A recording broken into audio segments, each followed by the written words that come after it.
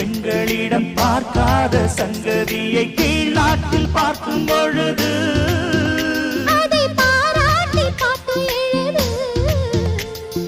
பாவாடை கட்டிக்கொண்ட பாலாடை போல் இருக்க போராடும் இந்த மனது.